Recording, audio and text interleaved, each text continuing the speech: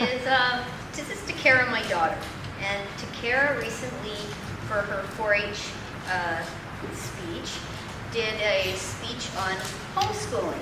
And I thought that it was really interesting because, of course, I didn't pay much attention to what she was doing when she was doing it. And when she finally did the finished product, I thought, you know what, that's a really neat perspective. And I was pretty glad that she thought that way. So Takara, would you like to come up and give everybody your speech? Now this is a speech to a non-homeschooling crowd. And so it's a little bit informative, and I'll just let her. Okay.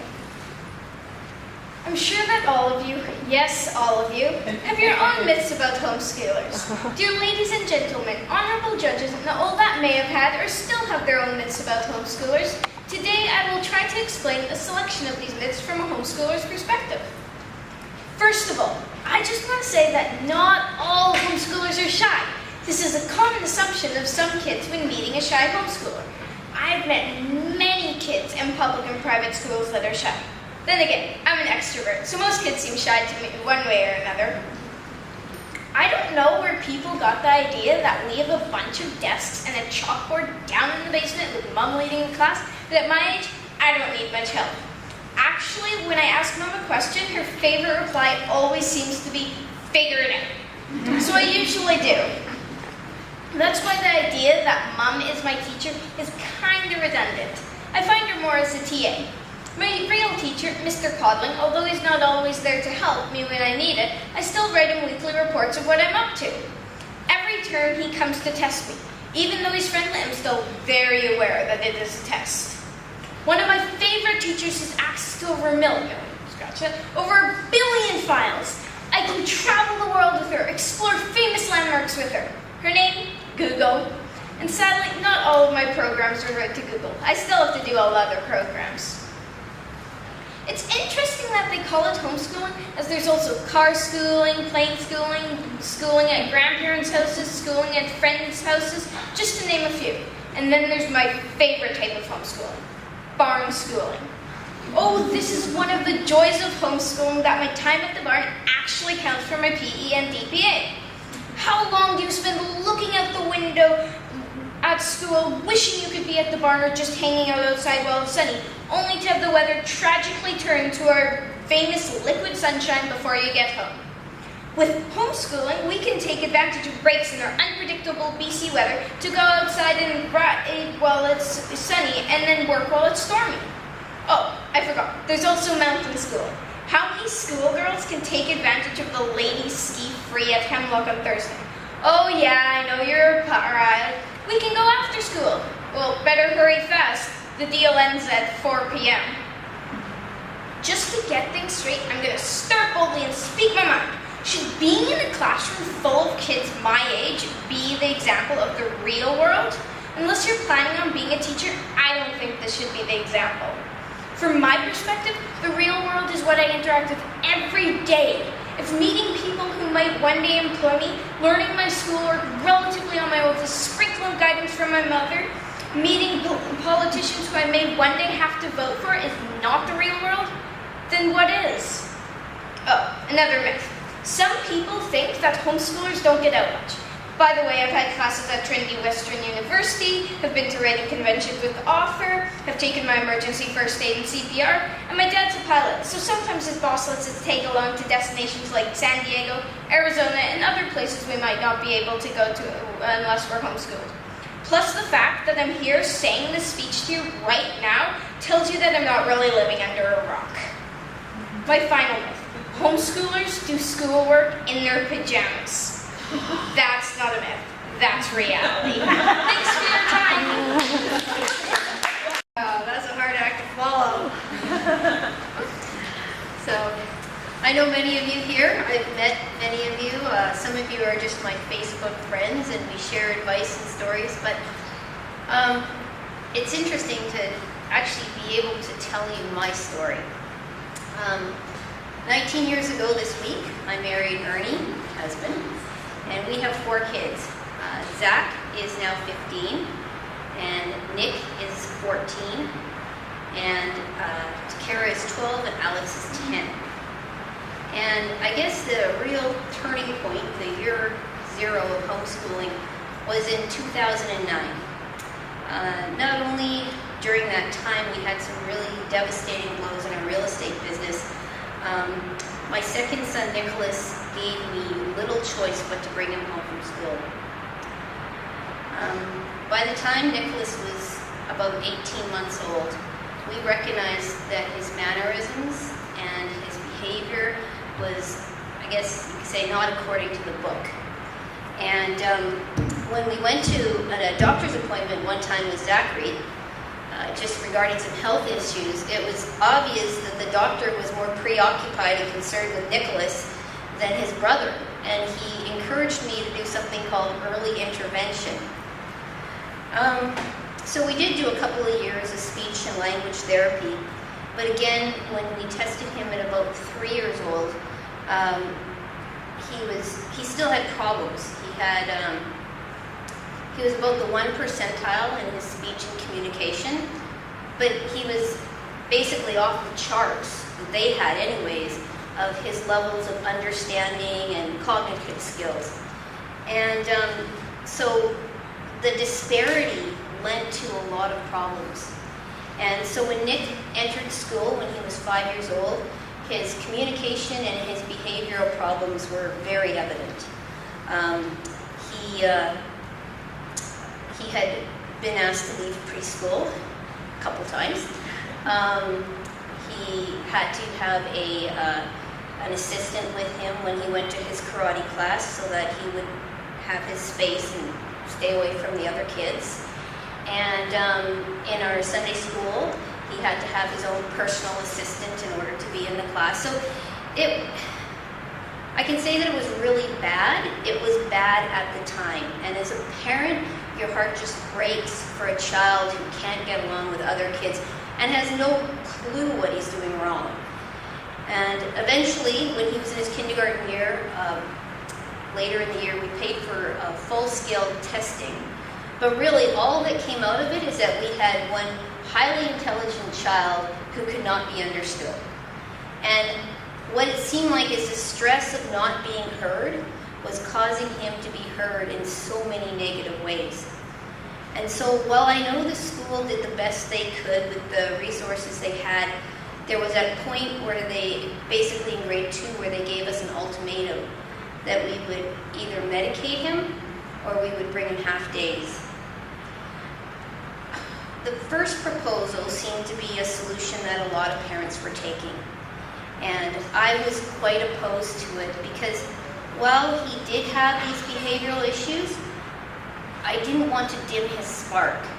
Nick had a lot of life in him, and he had a lot of intelligence. He had a lot of genius, and I knew that medication would affect who Nick really was. And then bringing him half days didn't really seem like a solution at all. It was basically a coping mechanism by a school who didn't really have any more funding to deal with having a TA for him.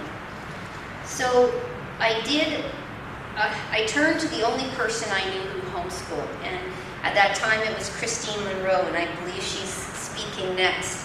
And for once though, she offered me no real advice, except that I have to search my heart as a mother and do what I know I must for my child. And that search really hurt.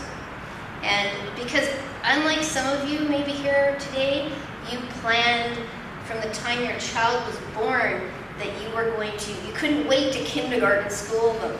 And me, I dreamed of the day when all my kids would be in school. There was something about the government taking the burden of education off my shoulders and saying, we'll do this for you, that made it seem so reasonable to have 4 children. I never really intended to do more than homework help with those kids. And so it was a real shock to my psyche. This is bad, but it was a fear too that I would be one of them, you know. The stereotypes, the 17 and counting, the sheltered kids, the listens around the table. Everything I probably personally mocked all those years. But again, with little choice, I knew I was going to have to venture into my first year. And fortunately, Zachary wanted to come home. He's my oldest son. He had heard that he could get all of his schoolwork done during the day and have no homework at night. And to him, that's all he needed. That's all the convincing he needed. He did not like homework at night. I had to take a year leave of absence from work, and then I read an abbreviated version of Charlotte Mason that summer, and so I really felt, okay, I'm ready to do my thing. And all I can say is what a mess it was. I think one of my biggest mistakes was that I chose to bring school to home. There were tears in that first year. There were arguments that I would never want to repeat, even in their teenage years. There was anger, there was frustration, there was exasperation, and I'm not just talking about my kids. And there was every emotion I never planned to have with such intensity as a mother. So the transition from school and me working and having a nanny in the home or help from grandma and the kids going to school, that was a very difficult time for all three of us. And I think one of the biggest reasons that it was a difficult time is that I loved my career. And my career was a huge source of fulfillment. And I knew it would be from the moment I started down that path. I had worked for about 13 years at that time with the local member of parliament. And to me, it was not just a job, but it was a calling. Politics was my passion. And I felt that I had a real respected identity being associated with that. And society seemed to, at least the circle I was in, seemed to affirm those values again and again, that I was doing what was good, I was doing what was right, and it was okay to let somebody else take care of my children as I pursued this. And so leaving this career to be only a mom felt like I was just walking away from myself. And I did question that, if God really wanted me to do this for my child, then why was it so difficult? And, but, I made the decision and we had stuck with it. During that first year, there was a lot of, they adapted, I adapted. And by the end of that year, I felt like, wow, we have this decision to make. Would I return to work? Are they going to go back to school? And because even though the transition had been so difficult, we were really moving kind of smoothly along. And most importantly, Nick was doing great. And the homeschooling community we had met was like some of the most accepting people I have ever met since. And we all had different reasons for bringing our kids home. And Nick's personal growth in all these areas of his life gave me reason to believe that, he could go back to school. I could go back to work. It's all working out. But the big issue, the fly in the ointment, was that neither of the boys wanted to go back to school. And I had a problem here, and they were guilting me. They knew, anybody who knows my son Zach knows that he should probably be a lawyer, because he can manipulate his words to cause me such grief. And that question me as a mother, don't I want to be home with them? They want to learn at home. There are other mothers who do this. Surely you could be one of them. So during this time of indecision, I did talk to a lot of moms. And there were a lot of people who had kind of gone down that route before me that never thought of it as just a temporary measure. And they were a real source of comfort. They were a real source of encouragement. And so with some conviction, yes, I guess hesitation, if you can mix the two, I submitted my resignation. And that was probably, outside of choosing a husband, it was probably one of the most difficult decisions I ever made. And another year went by, and throughout the year, I just felt this real sense of peace about the whole situation. And it was was no longer about how much they could get done in their schoolwork. That peace was actually, I think, God just changing my heart. Because I knew it was God, because there was no other person, not even my husband, who could really understand, who could understand what I was going through. Eventually, God gave me a real love for who I was as a mother. And He gave me a new identity. And it should have been an identity that I had from the moment I gave birth to my first child. And that is a mother and a teacher of my children. So after that second year of being just that, and accepting that that's who I was, I now had Alex and Takara begging to come home. So I knew it was time. I knew that this is something they naturally deserved. Zach and Nick had paved the way for them. And in 2010, I brought home Alex and Takara. So, ironically, I found that homeschooling the 4 kids was far easier than homeschooling 2.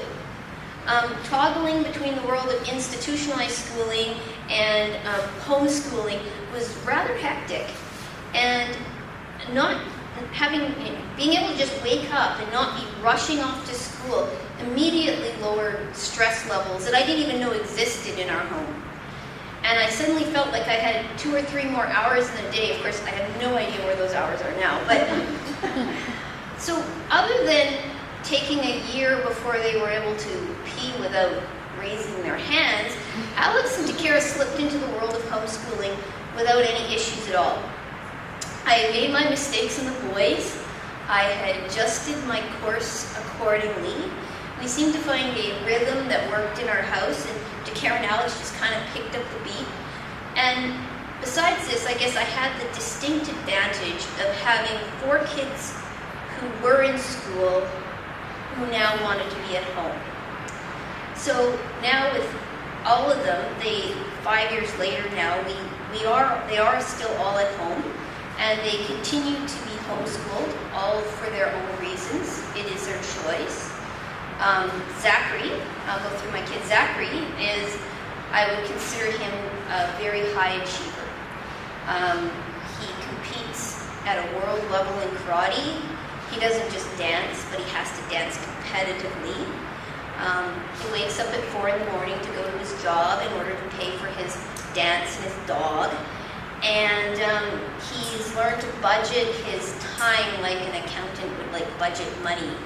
And Zach I would consider him a very natural leader, but he doesn't have a lot of opportunity to exercise that. He knows that he would if he were in school, but then he knows that he also gives up a lot of other freedoms. Then there's Nicholas. Now Nicholas, as we talked about, he was the one who was a problem in school. Now he's my most independent student. He buckles down, he gets the job done, never halfway. He's the ultimate in technical support around our house when it comes to computers and other people who have their kids who have computer problems, especially with games, bring their computers to Nick. And he's a child that was once, couldn't leave him without supervision, and now he's probably one of the most caregiving of all my children, nurturing. And he's discovered that he does have a knack for working with kids who have anxieties or special needs. And Nick has got some very good friends. They're homeschool friends, and they're very close, and I would adopt each one of them in a heartbeat. Very grateful for that. Takara, who spoke here tonight, she's my free spirit.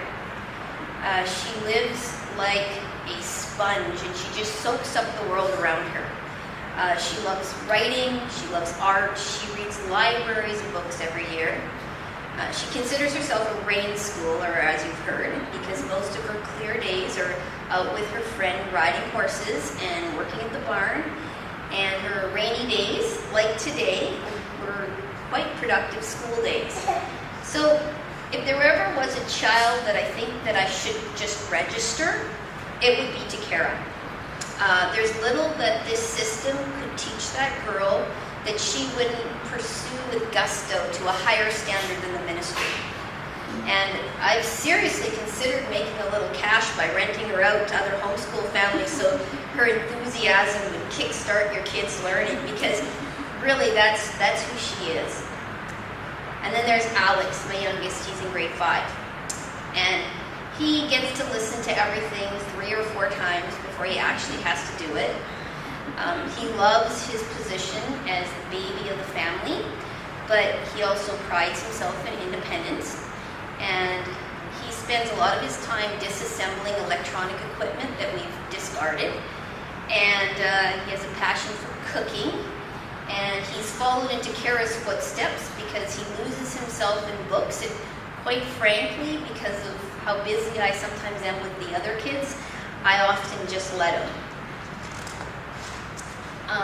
Lastly, I should mention is Isaac. Isaac is 16, and I was going to ask permission to Isaac today to talk to you guys about him.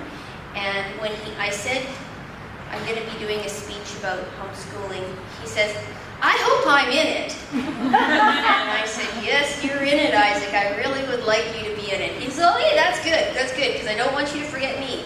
He said, "How long is your speech?" he said. I said, "Well, I don't know, it's like 30 minutes, over 30 minutes. Well, of course, a speech of 30, I ask my children to do speeches often, not often, but regularly. And a speech of 30 minutes to him was beyond comprehension.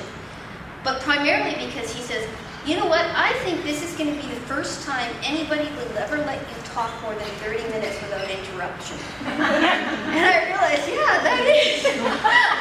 I don't think I've ever talked for 30 minutes without being interrupted. So Isaac is 16, and Isaac is Zach's childhood friend, and he schools with us. Isaac has ADD, he has FASD, and there are quite a few other acronyms behind his name. He has many challenges, and but he doesn't have near the challenges that he had 3 years ago. 3 years ago, he was lost in the public system. We had, just because we were taking some guardianship of him, we had, with regards to his schooling, we had worked with the school to try to help him with his education. But when he was tested at a grade 2-3 level, he was, I guess, going into grade 9, we knew that the school system was not going to help Isaac. And they had actually said that Isaac must attend all of the grade 9 classes. But we would take him aside and work with him on a grade 2-3 level in between. And I thought, you know what, that's like sending a child into a class of a different language. And to me, that was wasting his precious time. He didn't have a lot of time before he was going to graduate. And so, with the support of our school, and Isaac is not on meds anymore, and with the support of our school, Isaac plans to graduate with his dogwood just a year later than he would normally. And I have to say that Isaac has taught me everything my children did not. And for those of you who know me and know Isaac, I don't think you know that I don't say that in a negative way. I see how challenges in my life, both real and just self-imposed challenges, has prepared me to take on a teenager with special needs. It's funny how I was thinking how these challenges, and I've been training karate for the past 8 years. And when we're training karate, we talk about this journey of perfecting your character and perfecting your technique and how you do things in life. And you realize that if you never have to put up a fight, then you never get stronger or faster or better at what you do. So shaping one's character is often painful. And it takes a lot of patience, it takes a lot of hard work. And I realized that if life were just easy, then we really learn very little on our journey. We probably wouldn't be helping anybody along, and our view of the world is going to be so narrow. And this is where Isaac really has fit into our life. I'm grateful for him. And my Christianity similarly says that everybody is of value to God. And those that society kind of casts aside, those victims like Isaac, should be our greatest priorities. As a community of home learners, I know that there are a lot of children among us who have these kind of issues. And I'm really convicted now that we as parents have to go out of our way to support the people who we know who have brought children like Isaac into their homes. I talk about perfecting my character through challenges. Well, those parents have been basically immersed into the challenge. And so that's where I really feel a burden to teach my children to love these children and to show a lot of latitude when they see their behaviors and idiosyncrasies. My kids recognize that Isaac is a victim and that my expectations of him have to be adjusted in all fairness to meet his challenges. And these kids with these syndromes that are caused by addictions of their biological parents have really, I feel they have every right to feel angry about their lot in life, and I do think it's a terrible thing. And so I guess the most common question people ask me is, how do you do it? And I gotta admit that I used to take that the wrong way. It was kind of like asking me, you couldn't possibly do it, can you? Like, you couldn't possibly do it right. I mean, something's gotta give. And I guess the years have kind of oiled my feathers, and a lot of their comments are kind of like water off a duck's back. Every once in a while I meet up with people who are just so opposed to children not going to school. And then there are teachers who can't believe, they just simply cannot believe that children can't learn with a limited amount of instruction. And so I guess the naysayers, I don't have much to say anymore. I can spend a lot of time arguing with people who disagree. But keeping my children out of an institution during their formative years is a choice. And I feel confident enough now, and it might seem a little bold, but I do feel confident enough now to suggest to them that it is they who should be justifying why they could not do what nature intended to be the responsibility of the family. And so, I don't fight it. And I was very happy to be able to come and speak tonight. I just love talking, usually one-on-one, to moms who, like yourselves, who've taken that leap of faith and bucked the norm and did what you knew to be right regardless of what society or your family might say against it. I feel like we're kind of like a breed of our own on our own path. And kind of like the explorers of old, where sometimes you just have to kind of go back and ask the people who've done it before, how did you do it? And then at the same time, you have to learn from some of your own mistakes. And it's kind of like packing for a journey. And you don't really know what you're going to keep, and you don't know what to put away, and you don't want too much extra baggage. But I guess after about 5 years of the journey, there's a lot that I've thrown away, and there's a lot that I've kept. And you can call them maybe words of wisdom, but I'm going to give you a few points, and if some of them resonated into your own family, and it helps, then I really think that talking like this is worthwhile. So the first item in my pack that I've really kept all these years was the idea that you just can't stop being a student yourself. And first of all, you have to study with all your heart to know your children and to know how to do something the best for them. It won't just happen. It actually is a lot of hard work. And there's nothing about the schooling of my children that I felt was really easy. It took planning, it took budgeting, it took personal discipline, it took a lot of driving, it took organizing, it took one-on-one time, more driving, and a lot of it was just rediscovering who I was and what instinctively should have been there for them already. I want learning to be a meaningful experience for them, so it has to be a meaningful experience for me. I want my children to see me watching the documentaries, reading their books, figuring out things on their computer, learning how to do the math the way they teach it now. We want our children to see that this learning is a real natural process, and it's not necessarily a necessary struggle. And so we do a lot of scanning the internet, we find different computer programs and projects. My kids love to impress their teachers with presentations that are done on multimedia and scribble boards and prezzies and sparkles. And they're inspired by people like their grandma who just finished a computer course. So for some of you, it's just learning a new craft with your child, it's learning a new skill, or for some of you it might be learning to swim.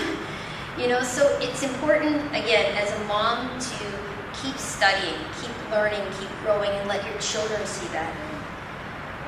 The other thing that I've learned over the past 5 years, I guess, and it's learning to measure my kids against my own standards, what I think they should be doing, and not the standards of others.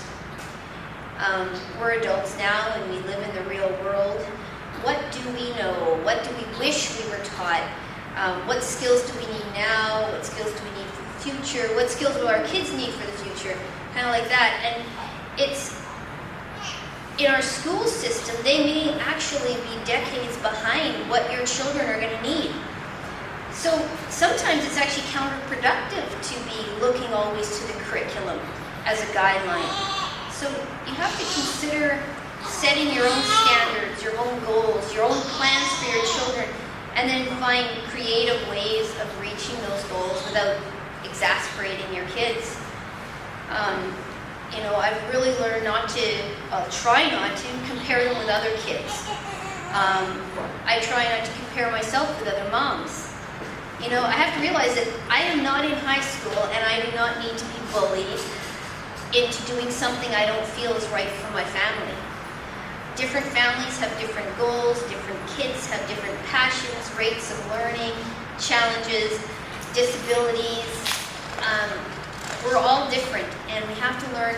I have to learn, and I know my way is not the best way, but it's the best way I know for now. And so just remembering that it's your standards, not anybody else's. I've learned to encourage my kids in their passions, but still keep in mind that it takes discipline to make a living. And so what I mean is, just by discipline is, they have to have a measure of self-control, they have to show perseverance. Again, this is seen in different ways by different families. For us, it means self-identifying personal weaknesses, and then taking the necessary steps to strengthen those areas. So whether it's reading or math or public speaking or just bad habits or attitudes, we try to encourage our children, discourage them from flying passionately and obsessively only into the areas that they feel they're strong and comfortable in, at the expense of those areas that they are really weak in and they should be working on. I've learned in that area and in others that I will never find a balance. I have to be satisfied with averages. What I mean by that is, I feel like often our school swings from the strict curriculum of a math program to building tree forts in the backyard with scrap lumber and power tools and things like that. And so I find it hard to find that balance. And one day I realized that it probably isn't a balance I'll ever find, but it was kind of the average of what happened that actually mattered. So if I could put a numerical value on building a tree fort and then put another numerical value on the other end of the scale with my math program and then add the two numbers and divide by 2, I probably would find a pretty good average. And so I would not go so far to say to my kids, okay, you do whatever you want for the year's yours, explore, but then I would not want to bore them with piles of textbooks and workbooks and pointless tasks in order to simply meet a learning outcome. So when my children do something, I often ask myself, are they doing it within this range of learning? And now, more than ever, I ask them, what are you learning from this? And at first they used to balk at the answers, like answering that question. But now I think over the years they start to feel quite empowered by finding learning in everything they do and every experience that they have. One time Zachary did a fabulous essay about what he had learned from a video game called StarCraft. Now, I do not like video games, but I have teenage boys, and so I asked them to tell me what they're learning from this game. Like, just tell me that they're not just blasting away things and mindlessly just trying to blur themselves out from reality. So during his research, Zachary discovered that the ability to play StarCraft at a competition level, which he had achieved, resembles closely to the ability of an air traffic controller at some of the busiest airports in the country. These Department of Transportation people were looking for these skills in this game when they were hiring people. So what started out to be an essay required by a mom who insists that he explain how he's learning turned into this discovery of a career option he'd never considered until now. One of his many that he's changed to, but still, it's good research. And then there's Alex, who, of course, I do the same thing with him. Well, if you're going to play the game, you got to tell me what you're learning. So I have to read to you what he wrote here. Alex wanted to play Angry Birds. If anybody, you guys all know that, I've never played it, but I've watched it. Alex writes, sometimes people wonder what games are educational. Here is a game, Angry Birds. Angry Birds is educational because it has a line of physics involved. It has a lot to do with gravity. Without gravity, your birdie would go into space. Also, your bird needs a lot of kinetic energy to hit the piggy hard. You also need the right angel, I believe he meant angle, for your bird to hit or you will not win the level. When you need to go far to hit the piggy, the best is to do it at a 45-degree angle. There are lots of different versions of Angry Birds. One's about zero gravity. It demonstrates the gravitational pull of an object in space. There's also memory involved in Angry Birds. We have to remember which bird has power. And that's how Angry Birds is educational. So would you let the kid play Angry Birds? Probably. One of the other things, again, in my pack that I've learned is that a crying child is not learning. One of the mistakes I made with my poor older children, which I often refer to as my crash test dummies, was that sometimes I drove them to anger and to tears. If your child is crying over a subject, they've stopped learning. In fact, they're hating learning. And often it's just simply too hard. They're not ready regardless of what grade it says that this is for. I often use curriculum that's below their grade level, rather than shut down their learning completely with something hard. Curriculum they can easily do builds a lot of confidence, and it really opens up their mind to this I can do it attitude. Sometimes they just simply need to stay at a level a little bit longer, and that's one of the privileges that we as homeschool moms have to embrace, because it's one of the greatest benefits of home learning, meeting your children where they're at and staying there long enough so that they can naturally progress to the next level without the tears. Um, the next thing that I've learned is don't stay on the sidelines if you're allowed to play the game. So learning something new with my kids has always been the highlight of our home learning experience. For example, as a family, we all train karate together. So when the kids were young and Nick required supervision when he took his karate class in the dojo, Ernie and I would kind of tag team and train karate with him. And this was one of those unintentional decisions that really seems to rank above all the rest now in this area. And that was just choosing a family sport. And, or it could be another activity, whether it's hiking or canoeing or camping, something that you do as a family. Because we have a lot of activities that we do as individuals. But karate, for some reason, has taught us to train together, to practice together, to compete together. We get usually tested very similar times. We have a deep respect of what each other has to go through on the training floor, on the competition floor, right in front of the testers. And as a mom, there's nothing like the feeling of hearing your kids cheer you on or bite their nails as you're trying to get through that same physical test that they just completed with ease. Well, other parents can be heard on the sidelines, and anybody who's been into sports has heard this, you should have done this, you should have done that.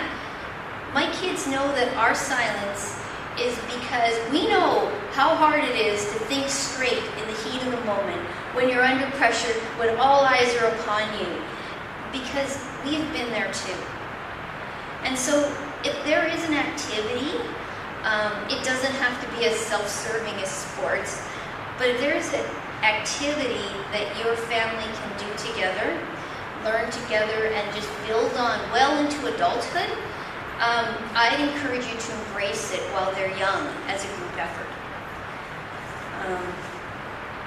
The other thing is I have to strive to be an example of what I want to see in my kids. And that's probably one of the hardest things to do as a mom, because they're with us 24/7, or so it feels.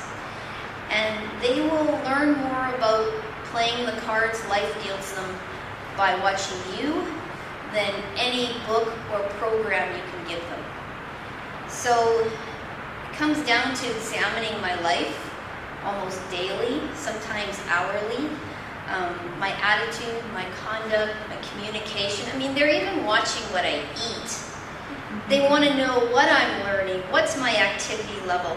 And I have to ask myself, am I demonstrating passion and discipline that I expect to see in their lives?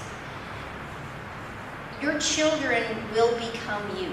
You will soon hear your voice. You will see your habits. You will experience your attitude in them. And I guess I'm convicted because I feel like I've brought them out of an environment that I didn't see fit to educate them. But then now I have to really consider, what environment have I brought them into? And that seems to be, it's a big feeling of guilt sometimes, because I have to ask myself, am I equipping them with the tools to face the world that they have never experienced? And what environment am I giving these tools to them? And how would I feel if their classroom teacher was modeling my behavior? And that's a big one for me. And again, often, for instance, having Isaac in the home because he is not one of my biological children, it's actually helped keep a check on that a lot better. Because I know a TA would not say to him some of the things that I do. And I do feel convicted of that. But then I should feel just as convicted with my other children too. The last thing that I would say as a word of advice is to take care of your husbands.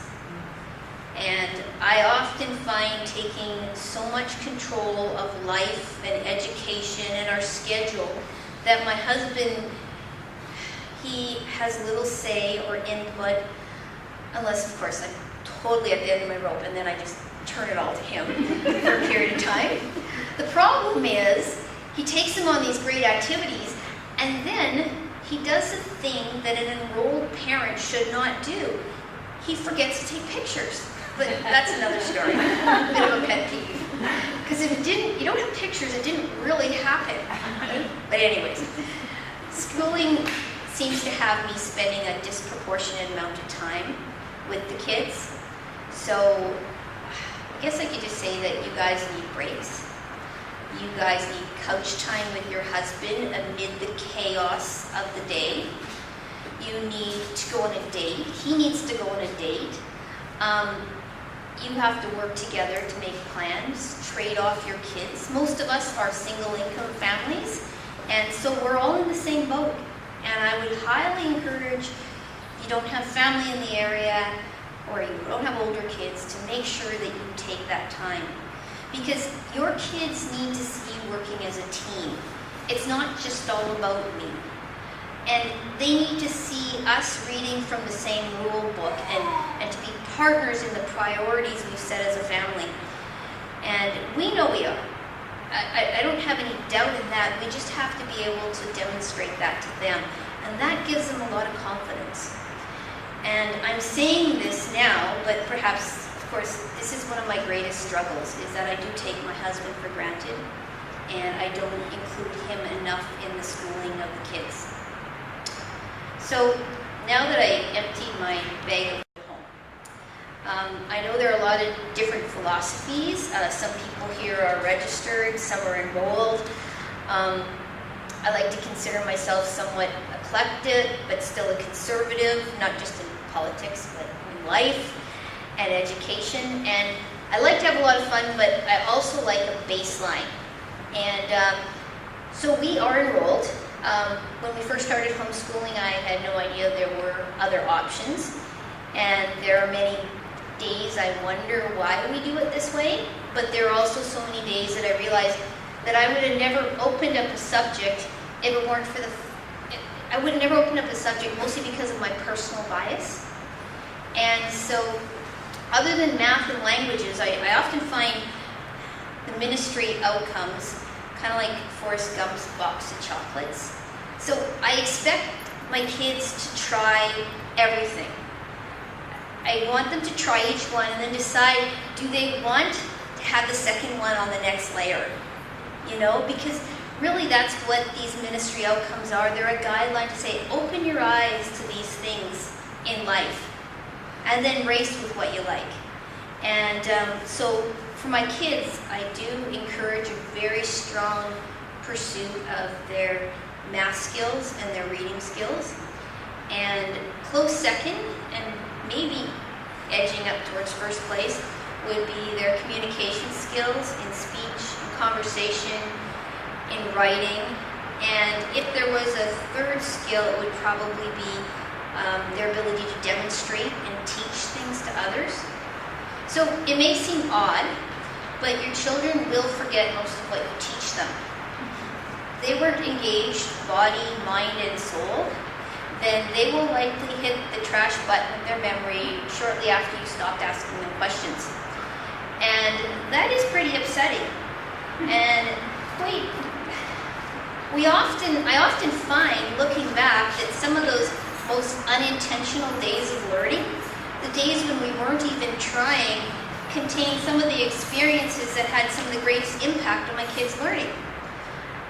There was one time when Alex had a cold, and the poor kid, I knew I wasn't going to get any work out of him that day, but he still wanted to be part of the family. He's a very social child, so even if he's sick, he has to be in the middle of things.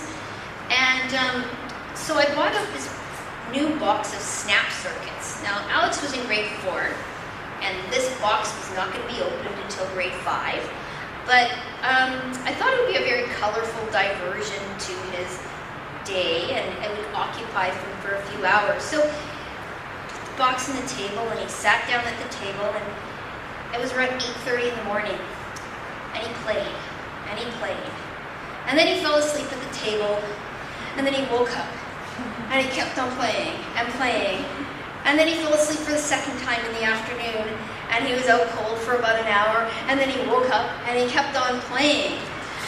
And then finally at about 5:30 that evening, I said, you know, it's time to put these away, Alex. And he had made amazing things with them. And he got me to take pictures and videos because he had to disassemble one thing to make another thing. And we realized it was the first time that Alex had left the table since 8:30 that morning. He was so engaged in his play that he hadn't even got up to pee. So 1 year later, though, Alex remembers everything he learned about electricity from those snap circuits. So if the kids don't remember most of what I teach them, then why do I do it? Well, again, it's kind of a philosophical thing, but it's the process. And I find that there are two kinds of learning that my kids do. One is the math and languages that they build upon, and different layers, different levels at different grades. And the other subjects, all the other subjects, are used to support the first two. So it's really hard to explain, and I've never really verbalized it this way, but the process really evolved over the past 3 years. And it started when I realized how difficult it was for my children to communicate what they know or what they learned to their contact teacher, even though they've been speaking English their entire life. You guys have all had the experience, I know. But if they couldn't effectively communicate what they learned, they couldn't organize their thoughts, they couldn't use their new vocabulary in a sentence. Had they really learned anything? I mean, this is 3 months after doing it with them. I don't know how many times you've listened into somebody talking to your child when they say, you know, a teacher or a grandparent or a father, a friend says, you know, what did you learn today? And they have this blank look and say, nothing. So I was actually starting to believe they were learning nothing. I honestly felt that there was some honesty in that answer. At least it was nothing noteworthy to them. So my contact teacher suggested, because of this issue, that we start writing down what the kids start writing down what they're learning as they're learning it. And so, quite frankly, what started as a real pain in the butt, am I allowed to say that, became the basis for our educational program. And so what it would be is, like, initially every Friday we would sit down with each child, we'd go through the calendar. I mean, this was a sacred time. Like, we did it every Friday. If it wasn't Friday, it might have been the Saturday, but the kids usually like to get it over with so they didn't have to work on the weekend. But I would sit down with each child and I'd go through their calendar of the week and have them re-communicate to me what they studied. So, of course, a lot of times I would start with prompting them with a lot of questions and asking them, you know what, I'm putting this in verbatim, so you have to say it in complete sentences, and I would not put punctuation in, and they would go back and they would adjust punctuation and put commas where they're supposed to be, and I purposely not capitalize things. So it was kind of like a bit of editing of Mummy's bad grammar. And so after a few months of taking this dictation from them, I made a little questionnaire. This is my other idea. But I made this little questionnaire, and it was about each subject, and they would answer these questions on their own. And then later on I used that questionnaire as an outline, and they would have to do paragraphs about what they had learned. And that seemed to work really well as the next step. And as the kids got older, especially with Zach and Nick, they couldn't just tell me what they learned. They had to form opinions in their learning journals. And they couldn't just say that this happened in history. They had to be able to explain some of the moral and political dilemmas that might have worked up to that point in history, and then maybe that followed that point in history. The older kids had to use a lot of logic, yet they had to use their own emotion. But to ask them to do this now, years later, it was not such a great leap. It was really just a natural step in that process. They started they'd probably rather do something else, but they started to enjoy doing their learning summaries as something that they would do and send to their teacher. And today the kids are very, very independent in their weekly learning summaries. Sometimes the learning summaries are way too long-winded, way too personal, tells things about our families that I did not want the contact teacher to know about. But our contact teacher has been very faithful in responding to them, often asking a few more questions just to clarify their understanding. And the kids would reply in their own emails with more information and more thoughts on the subject. And sometimes we'd add pictures, and sometimes we'd add video links. And so it was neat because every 3 months, I guess 3 times a year, he comes and visits. Well, Takara, what got kind of dramatic here, that she's very well aware of it's a test. It really doesn't take a lot of my time to put together what they've done. They've sent it all to him. As soon as they do it, it goes there. They know how to use the scanner, they know how to use the computer, and it gets delivered to him. So when he comes, a lot of times it's just a really good discussion over things. He listens to their music, but then again, it's already probably been uploaded onto YouTube and sent to him as well at some point. So I find our visits from our teacher a real non-event, other than the kids do look forward to talking to him. And they're not stressed out about, well, I used to stress them out. They're not stressed out about everything that they really should remember and communicate to their teacher, and all the things that they should show him, and the artwork and everything like that.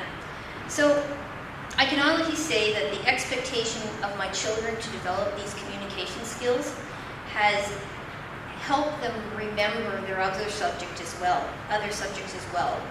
It's also helped them remember more than if I had never expected them to re-communicate to me or to teach it to somebody else.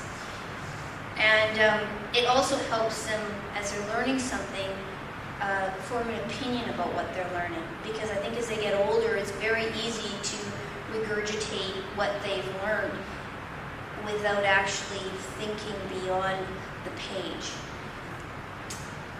So that's one part of our learning. The other part of our learning is the education that is purely practical. And if I could do it all over again, I would start much younger. It's never a waste of time, Alex is listening, to teach your children to do tasks around the house. While my house will still look a mess for most of the time, it's usually just to make other homeschool moms who drop by feel better. But we have garbage, we have dishes, we have laundry, we have bathrooms, we have mirrors, we have dinner prep, we have animals. And you know what? They're all a responsibility of the family, not me. And if my children aren't doing them, then I'm the only one to blame. Because really, I have to teach these children to run a household. So we used to rotate the jobs so that they would learn every job, but then their personal preferences had them gravitating towards choice jobs, and they tended to specialize in their skills. So we have Alex, who's been doing laundry since he's 8 years old. We have Nick, who's friends with the vacuum, and Takara, who's really happy to clean the bathrooms as long as I get the boy germs around the toilet. And Zach loves garbage because he gets to pile it in the car and at 15 years old drive it to the end of the driveway. Most fun for me is the grocery shopping. And anybody who knows me well knows that Katie and Jeanette are here, that I don't do big stores. Hofstede's for veggies, Fraser Valley Meats, Sardis Bakery, the milk store, in and out, that's my philosophy. But I do like a deal. And sometimes I realize that I'd be a bad steward of my money if I didn't shop from those superstore flyers. So, Takara and Alex to the rescue, my homeschool shoppers. Give them a flyer with all the items circled. I give them another list of other things that I need, a quarter to call me at the coffee shop when they're done. And if I plan it well enough, actually I could give them the gift cards, and then they could actually bag it and pay for it by the time they call me. And they know the deals, they know who to ask, they're not afraid, it's a real skill. And just getting your kids to do jobs that are just a little bit beyond what you might think or what other people think. I mean, you know, you get the 10-year-old up there buying $200 worth of grocery, paying with a gift card, and I know the cashier is looking for the mother, right? Alex this morning made a phone call because, of course, I was too busy to deal with it, but his iTunes account had a problem, and he spoke to the fellow at Apple for half an hour and sorted out his iTunes account and was on his way. So just giving your children the ability to make the phone calls, make the appointments, find out the information, because at first it does take a little bit of training and it does take a little bit of extra time on your part, but soon when you have your children able to make those phone calls on their own, able to find out the information and look it up, things up on the internet, it eventually saves you as a parent a lot of time and empowers them as well too. The other thing that we like is we like our playtime. I feel very strongly in providing opportunities for my kids to play with other kids. I have 5 kids, it's easy to say, oh, they have each other, but they do have a pretty good time together, but there's a different type of learning and fun that comes with socialization with other kids. So we purposely try to develop that quality time and relationship with others. I remember the first year that Alex was home from school, and I was taken aback by a question that he asked during Zach's March birthday party. His birthday's in May. And he said, Mom, who would I invite to my party? Now, Alex did have a lot of friends in school, and he was a popular kid based upon the number of birthday parties I had to drive him to. But now things were different, and I hadn't kept up with any of the relationships of his school friends, because Alex was quite happy to play with his siblings and his siblings' friends. So feeling this concern, I had an idea. And so this is what I posted. It was a Yahoo group then that we all met on. And I posted this letter from Alex. I like homeschooling, but do not know many boys my age out there who would like to play in the mud, flood a sandbox, throw water balloons, climb trees, throw sticks in a creek, make dams and ditches, build bridges, look for worms, shoot arrows, ride a hay wagon, swing on a tire, jump on a trampoline, make up treasure hunts, build fires, and roast hot dogs. I would like to invite boys ages 7 to 8 years old who like what I like to come to my house for a play date on April 29th and May 6th from 2 to 4. Moms may stay and visit, but may not interfere with our boy fun, realizing that we may get very dirty, bruised, scratched, and soaking wet. We may also consume unhealthy foods like hot dogs, marshmallows, and candy. Oh, I hope. Please RSVP to my mom, Tamiko. So, boys came, over a dozen in that first week, and moms were so leery of letting their kids go. But hey, they had to let go of their hands because strangely it was part of the deal. Moms had no idea how rough their kids played out there. One mom, I can remember, she could hardly relax and she just kept on pacing the floor. And finally she looked out, she went to the back of our house through the room and he looked out our second floor window, only to come face to face with her 7-year-old boy 15 feet up high in a tree. Coffee was just not strong enough for her that day. But for 2 wonderful afternoons, the boys played, they ate, and they socialized, and there was hardly a tear or an argument among them. And my older kids supervised for the couple hours, and they seemed to just have just about as much fun as the kids. And for the 3rd week, we had Alex's birthday party. And it was probably one of the best birthday parties ever. So I've learned that their play is learning. The younger they are, the more they need to play. And rather than these 15-minute breaks on the playgrounds now, we can give our children an opportunity to develop these social skills hours at a time. And they can develop these real friendships, not based upon age, but more based upon interests and personalities.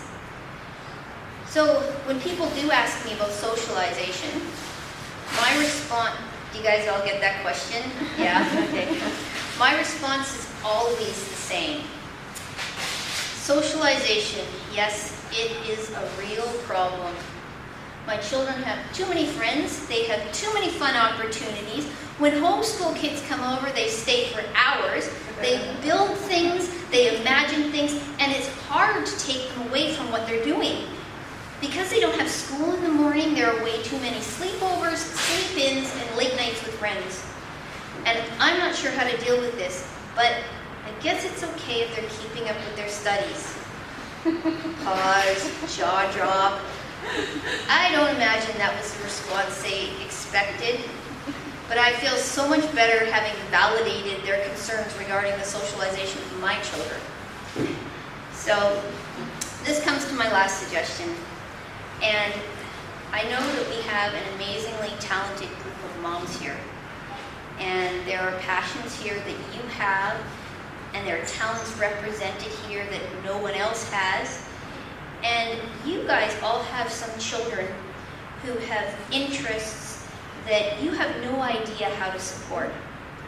And there are gifts that your children have that you have no idea how to develop. Or there are kids who are just simply longing for a good friend that they haven't found yet. And so I guess I'm asking moms here to open up their lives to others. If you're experienced, you can always be there to mentor and encourage a new homeschool family. My daughter once said something in response to me postponing an invite, and her words still ring true today. If I have to wait till you clean the house, then I'll never have any friends. So how true is that in our life today? You can't wait until your house is clean. You can't wait until your homeschooling is in order, until you get it all together. You are always able to lend that helping hand, if not to a parent, to another child.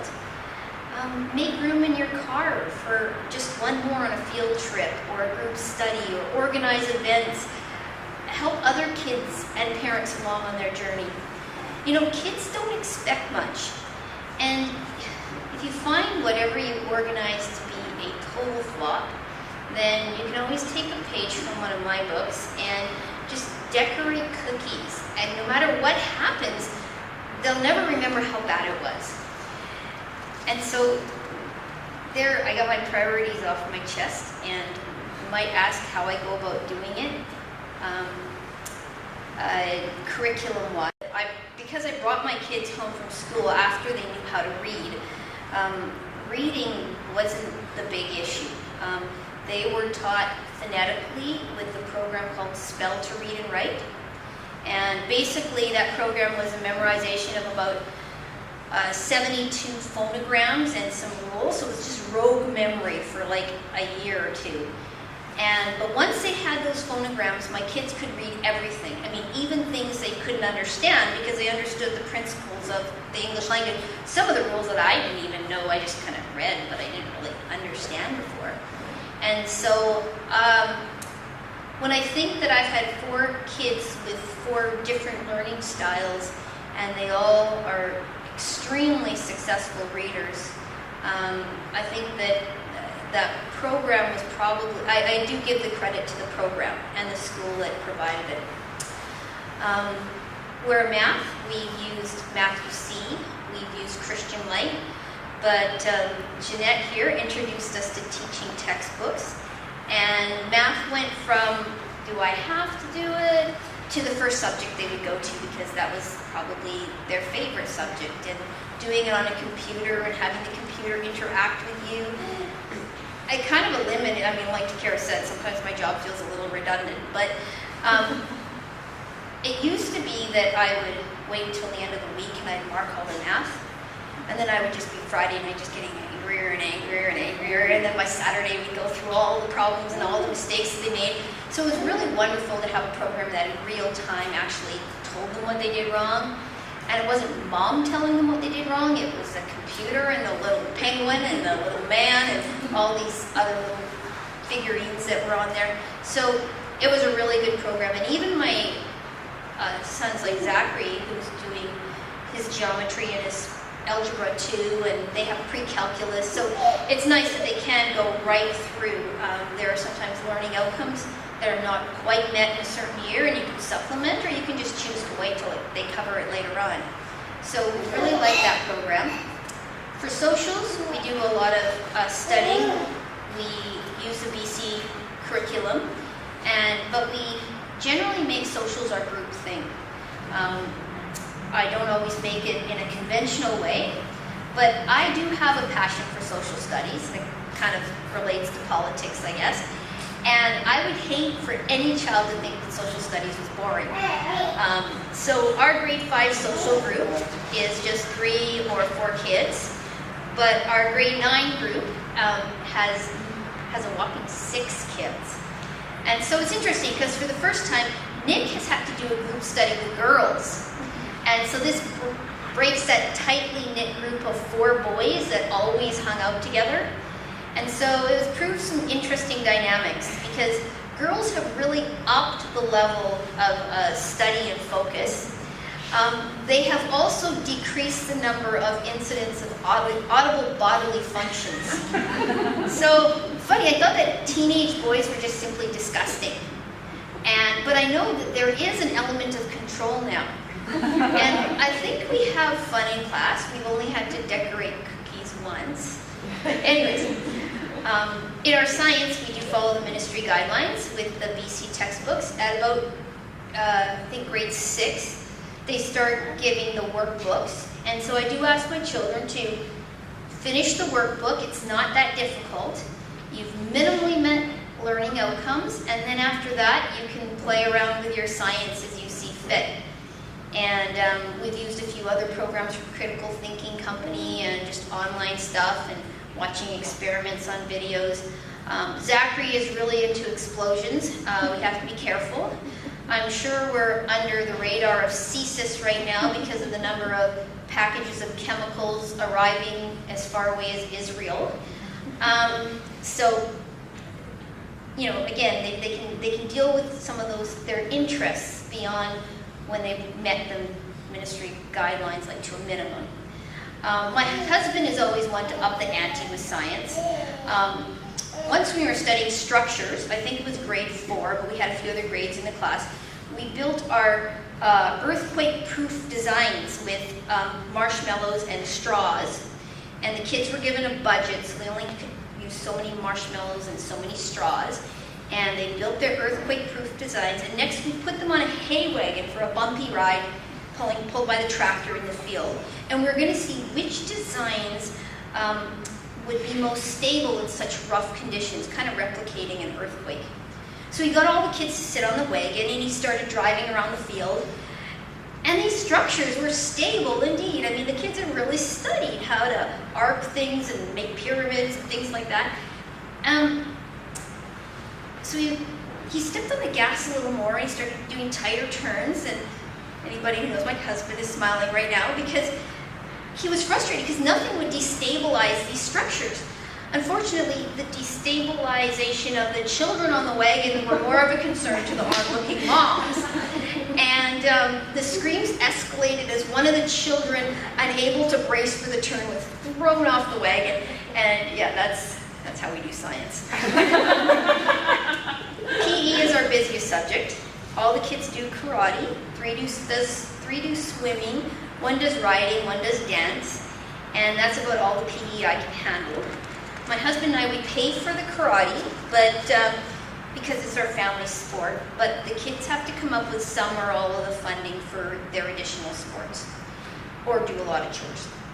And of course, not all things I asked of my children are in ministry outcomes. I will compromise on those to make sure that they have the skills, again, that the personal standards I've set, the things that I think are important. And of course, these generally fluctuate based upon what I see as their weaknesses. And I can remember once after studying ancient history, I think it was, or maybe it was medieval times, my son was asked by his contact teacher to, where is Italy? And I knew he had studied all this stuff. I mean, maybe not particularly that, but we had gone through the units. And he had no clue where Italy was. And he's like in grade 8. And she pointed to this unmistakable boot on the world and said, what country is this? And he looks at it and he says, the Holy Roman Empire. And so, within the context of his studies, he was right. However, I was really taken aback by how little my children knew of the geography of the world, and in a global economy, how little it was stressed in the curriculum.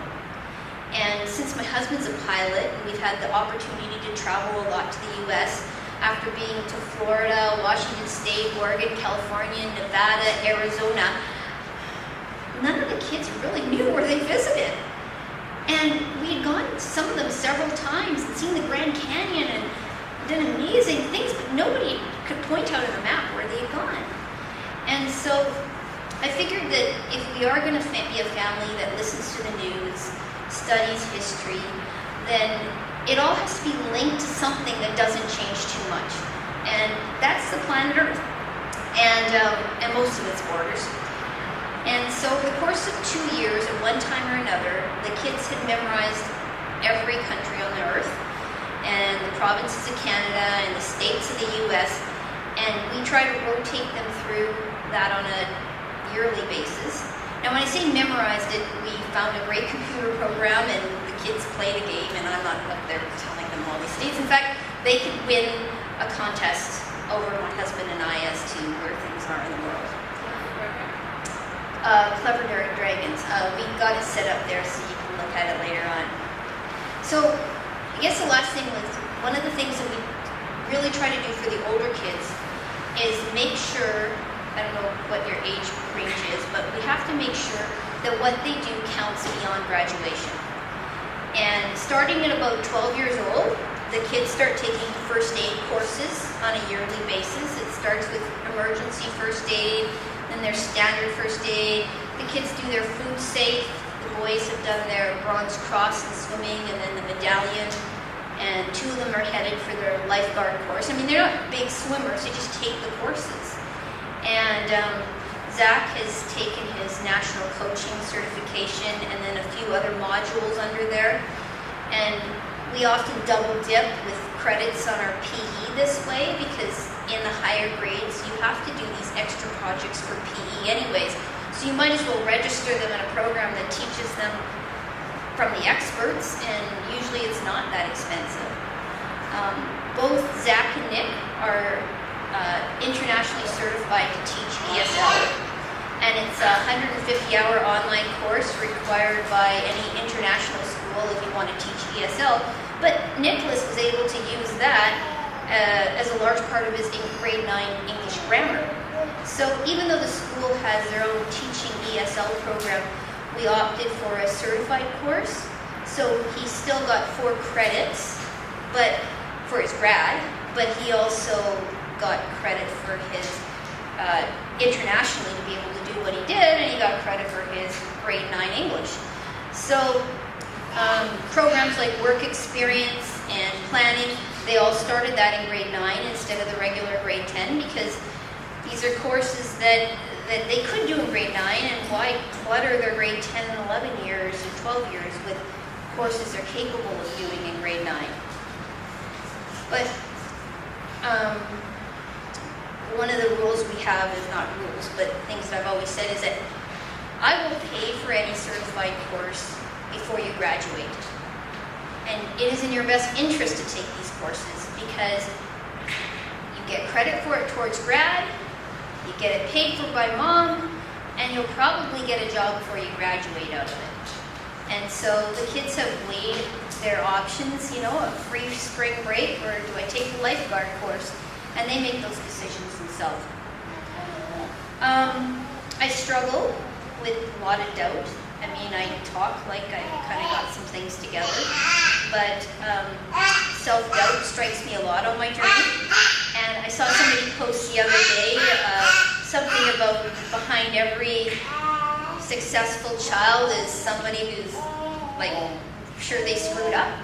And I do hope that it's true, because I think that my constant doubt about whether I'm doing something right or not, leads often to making the right decision.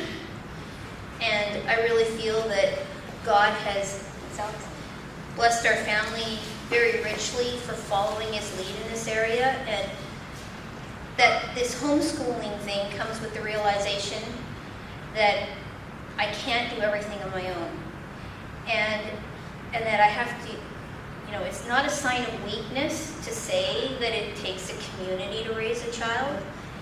And so I am so grateful for people in this community who've been a big part of my kids' life. Many of you here have touched their lives with field trips and encouragement and driving them places, just bringing your kids over for play dates, leaving baking, classes, swimming classes, and public speaking classes, and crafting. The other day, Zachary, my son, wanted to had an opportunity to be a stunt double in the movies, but he needed a portfolio.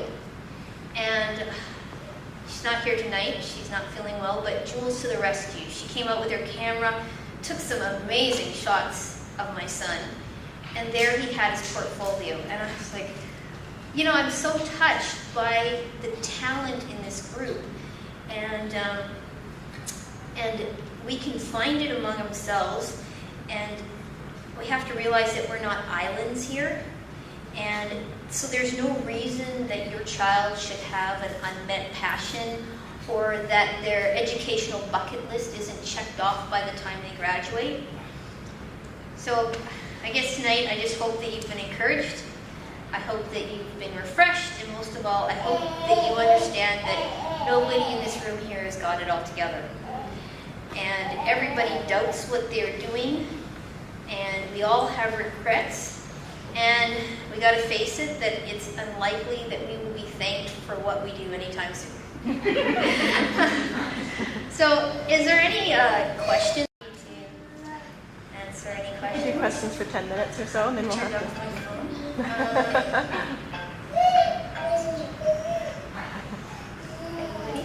I have little kids. And I was wondering, I guess you stepped into it older. Yeah. But when did the learning outcomes get really specific and stringent? What grade? You know what? What I've noticed is that they're quite strict every year. And it has to do, I found that it had to do a little bit with the school that you're with. Sometimes they're if you stay with the school for, their elementary years, then eventually, everything kind of gets checked off. If you have multiple children, sometimes it's easier to do the group studies, but then the kids learn at different rates too. So I don't really have an answer for that. We didn't understand about learning outcomes until about 2 or 3 years into the homeschool process. It was just a little bit vague for me. And then our school got really strict about learning outcomes, and that was the first time I was like, oh, there is something I really have to do. And so then I kind of went overboard, and then in going overboard, I kind of exasperated the kids in those subjects, and I kind of found a bit of a happy medium with just saying, you know what, you have to minimally do what's expected, but that's not all you do.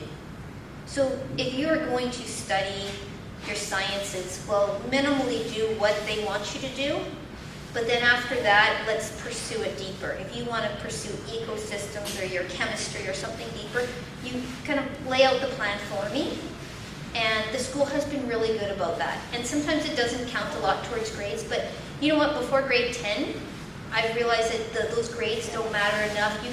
You can really minimally cover what they want, but don't just leave it at that. Make sure that they're doing something else right. And I've said to the kids before, I don't expect A's in everything, but there should be one thing that you're really good at, one thing that you really try hard at. And of course, my son immediately said PE, which I'm like, I really wasn't meaning that, but anyways, that was kind of how we see the ministry outcomes. We do follow them, and we've kind of followed some group studies and other kids and other parents who have helped out. So I worry about them, but not so much that I would adjust my life to make sure that everything was done. Yeah. Anybody else? go about making even the minimum amount of ministry curriculum fun without the tears and the, oh, I just don't want to do it? Oh, bribe them maybe? No. Bring in more kids. Bring in more kids. Make it fun with a group. Kids actually behave better, I find, when they're with other kids. Like Jen's boys come over and homeschool their history with Alex. And I don't think Alex and I would have near the same dynamics as the three boys all talking about the same thing. And so this is where, when we go, say I take that Socials Outlook textbook, I'll go through that textbook and make up my own little workbook. And it may seem like a bit of a chore, but really it takes about 2 or 3 hours, and then I've got it for every grade. And I make up a little bit of that book, and I pull out a lot of the questions from the textbook, and basically it's a workbook that we go through. And I find that when the kids are doing it together, they seem to really enjoy it, because you know what? When it's done, you get to play. And when it's done, you get to eat your lunch. And then you come back to the table, and when it's done, you get to play again. And so if I find a subject like again, social studies would be one that I know doing it alone, my children would not like. But doing it with others where they can converse and give opinions, and boys versus girls, and it actually creates a different dynamic. And the kids actually, I don't know, my kids look forward to those group study days. And the nice thing about group studies is you don't feel bad asking another mom to do something with your kid another time. Or feeling that they are in a group study and maybe they'll organize something else, whether it's a PE day or a field trip or something like that. So it's a lot of give and take. And I think if everybody does a little bit according to their passions, then it should ignite something in the children to enjoy what they're doing. Does that make sense? I do, yeah. I asked my son, for example, my daughter, she totally learns differently than my son. And I tell my son, please just do a page of each subject.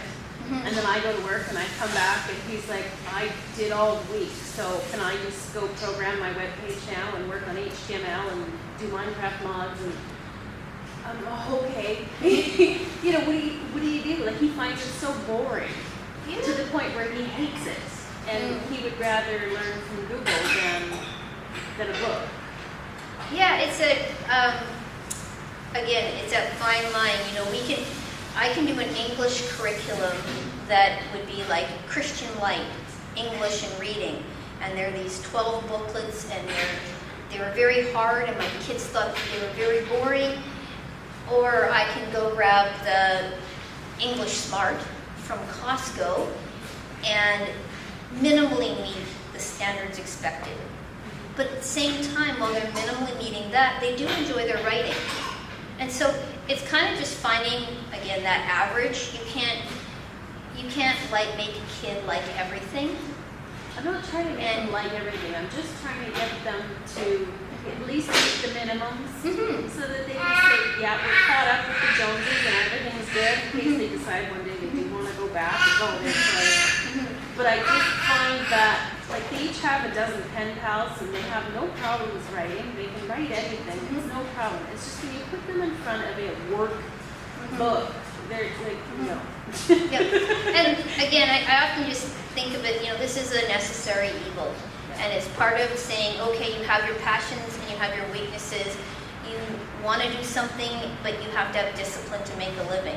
And so some people would not agree, but I just feel that if you can't discipline yourself to do something you don't like, then you've got a lot more to worry about in the future. And I'm just... That's the road I've been taking. Yeah, and it's tough because there's certain things that kids just simply... Takara is an avid reader, but I had this novel study for her, and she just wouldn't do it. And, you know, she could read 100 books a year, no problem, and books that are way beyond what I would think would be her age level. And so I got her this book called The Book Thief. Oh, here she is. The Book Thief. And I knew that she would love this book. But the novel study it would just take so long. And it was so easy, it could have been so easy for me to say, you know what, just enjoy the book. I know, I feel your pain, just read the book, enjoy it, and go on to the next one. But the other side of me said, you know what, this is something you have to do. When you do the novel study, you understand the background of the book, you understand the culture, you understand what happened in the Third World War, you understand that Hitler wasn't a communist, he was a fascist, and there were all these things in this novel study that when I looked through it, I thought, no, this is really important. And she might not like it in the context of a novel study, but I felt that it was important that she do it. And so there was a bit of tough love that happened there, and normally it doesn't happen with her. But in the end, I think that she's richer for it. And I feel like that novel study takes all of a sudden 100 hours instead of the 20 it should have taken. Then I knock out some of the questions. Some of the questions were just completely unnecessary. So you kind of have to know your child and know where their threshold is.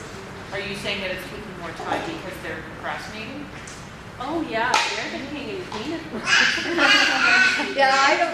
Again, you're talking to somebody 5 years into the journey, and you might have even been longer. And so I don't have a lot of the answers.